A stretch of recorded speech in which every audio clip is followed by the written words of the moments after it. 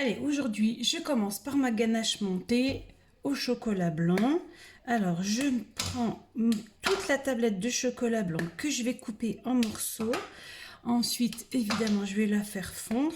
Je suis obligée de commencer par la ganache parce qu'il va falloir qu'elle reste au frais un petit moment. Pendant ce temps, j'aurai tout loisir de préparer le gâteau, le temps que ça refroidisse. Voilà, tout est cassé. Je vais faire fondre ça délicatement. Ensuite, je vais rajouter 100 g de crème liquide chaude, mais pas brûlante surtout. Alors, le chocolat a bien fondu. Maintenant, je vais rajouter ma crème chaude en 3 fois. Alors, en 3 fois, c'est super important. Évidemment, pendant ce temps que le chocolat fondait, j'ai fait chauffer ma crème.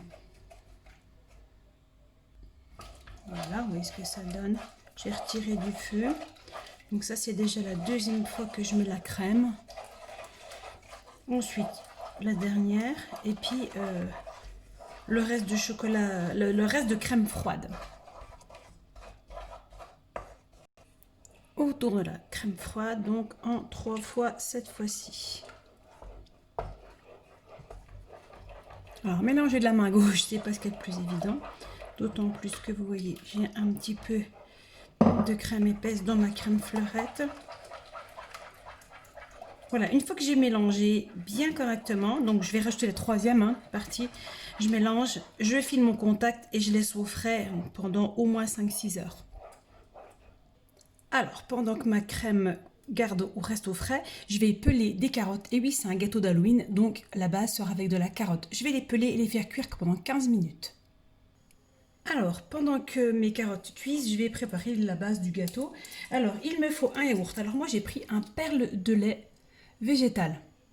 D'accord? Parce que je supporte de moins en moins le lactose. Donc, je prends celui-là, mais on peut prendre n'importe quel yaourt, en fait.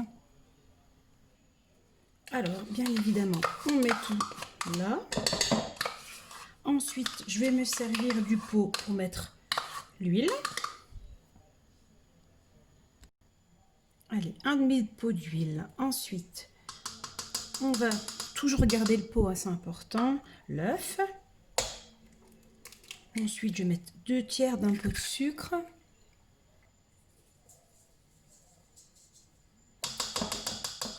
Je vais commencer à battre et je vais préparer mes 3 pots de farine. Allez, premier pot. Je vous épargne le bruit parce que avec le robot, on ne s'entendrait plus. Dans le deuxième pot, je vais mélanger le pot de levure chimique. Allez, à tout de suite. Voilà, alors la pâte elle est un peu compacte, c'est normal parce qu'il faut attendre de rajouter les carottes. Pendant ce temps, je vais concasser mes 30 g de noisettes. Allez, pour les noisettes, c'est fait, c'est concassé, on va les mettre dedans. J'ai préchauffé mon four à 150 degrés. Mes carottes sont cuites et je les ai hachées, enfin je les ai grossièrement écrasées. On va tout mélanger maintenant et mettre dans le moule que j'ai déjà beurré pendant ce temps. Allez. Alors moi j'ai rajouté un tout petit peu de colorant alimentaire orange pour que ça fasse vraiment cet aspect Halloween parce que c'est le but recherché. Alors, j'ai beurré mon moule, je vais verser tout ça dedans et enfourner. Allez, c'est parti pour environ 35 minutes et donc on a dit 150 degrés. Alors maintenant il s'agit de faire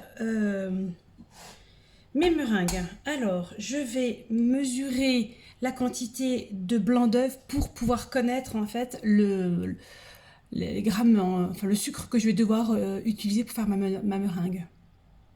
Bon, comme j'ai eu du mal un petit peu à m'exprimer, j'ai récupéré en blanc d'œuf 100 g. Je vais mesurer 100 g de sucre et avec ça, ça va servir pour faire mes meringues pour ma petite décoration. Bon, allez, c'est parti. Alors évidemment, je vais vous abandonner puisque ça va faire pas mal de bruit. Je vais commencer à fouetter et ajouter le sucre petit à petit pendant 2-3 minutes. Voilà, une belle préparation. Je vais prendre ma poche à douille, ma plaque avec ma feuille sulfurisée et je vais m'amuser à faire mes petits fantômes. Allez, c'est parti pour le remplissage. Allez, c'est parti. On va essayer de faire de belles de beaux petits fantômes.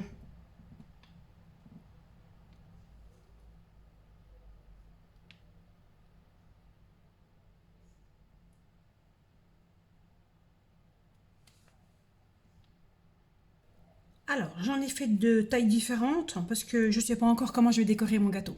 Maintenant, je vais prendre des grains de sucre et je vais essayer de faire des petits yeux sur mes fantômes. Alors, je ne peux pas trop vous montrer de près, mais c'est assez périlleux. J'y vais à la pince à épiler. Mais avec les perles de sucre, on va faire les yeux. Voilà. Bon, inutile de vous dire que ça va me prendre un temps monstre, mais bon. Voilà. Je finis toute seule. Allez, c'est parti pour au moins 1h30 à 100 degrés. Et ça tombe bien parce que je viens de finir la cuisson du gâteau, donc tout se goupille bien.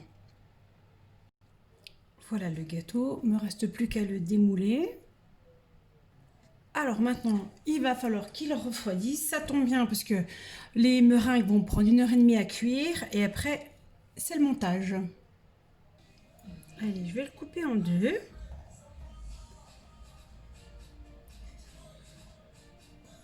Voilà. Comme ça, il va refroidir plus vite. Voilà, c'est bien, on voit un petit peu qu'il est orange quand même. Bon, voilà, les meringues sont cuites. Alors, dernière étape, il faut que tout refroidisse pour que je puisse monter le gâteau. Allez, maintenant, il me reste à monter ma ganache. Faire monter ma ganache montée. Oh là là, mon Dieu. Voilà, elle est bien froide, dis donc. Allez, je monte tout ça. Je vous abandonne à cause du bruit.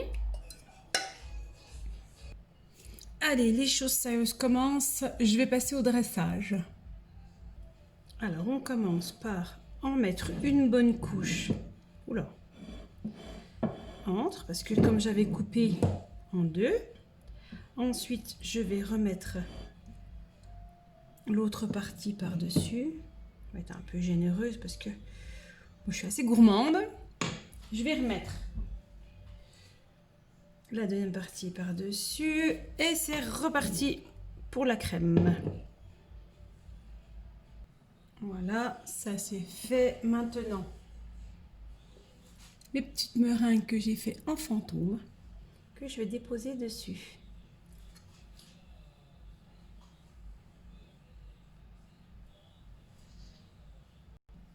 Et voilà. Alors, je sais pas si on voit trop bien. Tous mes petits monstres sont dessus. Et voilà le gâteau spécial Halloween que j'aurai fabriqué avec vous. Voilà.